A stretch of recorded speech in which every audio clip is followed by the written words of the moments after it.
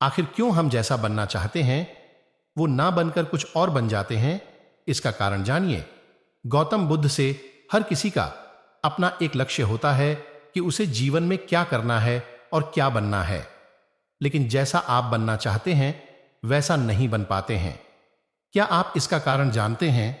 जीवन में हर व्यक्ति सफल बनना चाहता है, लेकिन सफल बनने के लिए आपको अच्छे विचारों को अपनाने की जरूरत है।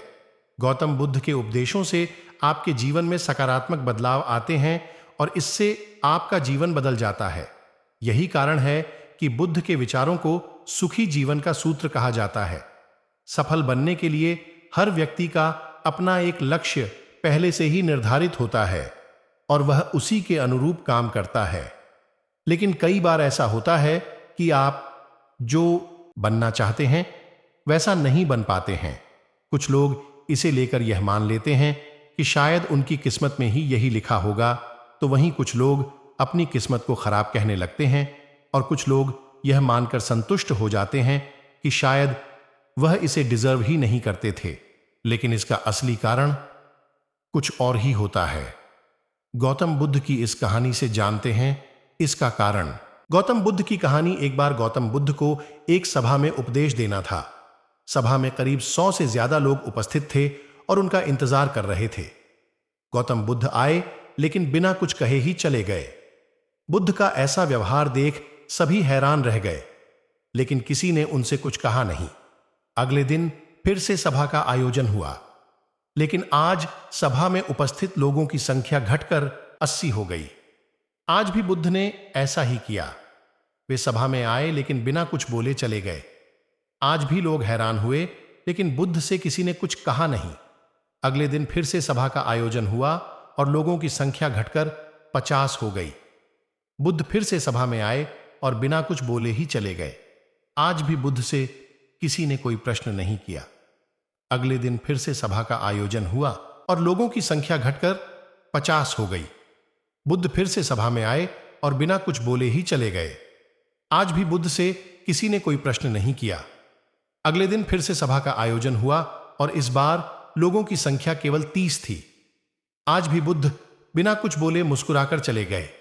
आप कहानी को पढ़ते हुए इरिटेट हो गए होंगे और सोच रहे होंगे कि आखिर बुद्ध को कुछ बोलना नहीं तो बार बार सभा का आयोजन क्यों हो रहा है। ठीक इसी तरह सभा में मौजूद लोगों को भी गुस्सा आ रहा था, लेकिन इसका जवाब जानने के लिए आपको धैर्य रखना होगा। अगले दिन फिर से सभा का आयोजन और आज सभा में केवल 15 लोग ही उपस्थित रहे, लेकिन आज गौतम बुद्ध ने अपना स्थान ग्रहण कर लिया और उपदेश देने के लिए बैठ गए। बुद्ध ने जिन 15 लोगों को उपदेश दिए वे उनके भिक्षु बन गए और इन लोगों ने आगे चलकर बुद्ध के ज्ञान को अलग अलग दिशाओं में फैलाया।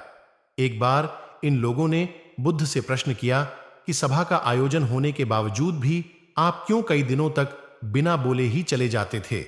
बुद्ध ने उत्तर दिया, मैं उन लोगों को खोज में था जो लायक हों। सभा के पहले दिन 100 से भी ज्यादा लोग थे, लेकिन उनमें से ज्यादातर लोगों को मेरे उपदेश से कुछ मतलब नहीं था। इसके बाद जो लोग अगले दिन आए उन्हें भी मेरे उपदेश से कोई मतलब नहीं था। वो तो केवल इसलिए आए थे क्योंकि वो देखना चाहते थे कि आखिर सभा में होता क्या है, लेकिन मुझे ऐसे लोगों की तलाश थी जो मेरे ज्ञान को जन जन तक पहुंचाए। मैं कई दिनों तक इसलिए बिना बोले चला गया क्योंकि मैं यह देखना चाहता था कि आखिर वो कौन लोग हैं जो सच में मेरे उपदेश को सुनना चाहते हैं और जिन्हें वास्तव में ज्ञान पाने की प्यास थी। ऐसे लोग ही रोज आए। गौतम बुद्ध कहते हैं कि जिनके भीतर धैर्य था उन्हें मुक्ति का मार्ग मिला और जो लोग जल्दबाजी में थे वो आज घर पर बैठे हुए हैं। बुद्ध कहते हैं कि जिन लोगों में धैर्य का गुण होता है वे जीवन में कुछ भी पा सकते हैं, फिर चाहे आपका लक्ष्य कुछ भी हो। बिना धैर्य के कोई भी सफलता के लक्ष्य तक नहीं पहुंच सकता। धैर्य को कैसे बढ़ाएं? आज भाग दौड़ भरी जिंदगी में लोगों में धैर्य नहीं है। सभी में जल्दबाजी और शीघ्र अतिशीघ्र किसी कार्य को करने की होड़ मची है। लेकिन गौतम बुद्ध बताते हैं कि अपने भीतर धैर्य को कैसे बढ़ाएं। बुद्ध कहते हैं कि निरंतर अभ्यास से हम अपने भीतर के धैर्य को बढ़ा सकते हैं। यानी आप जो भी बनना चाहते हैं उसके लिए धैर्य की आवश्यकता है। थैंक्स। वीडियो को पूरा देखने के लिए हमारे YouTube चैनल रिपंत ज्ञान को सब्सक्राइब करें। नमो बुद्धाय।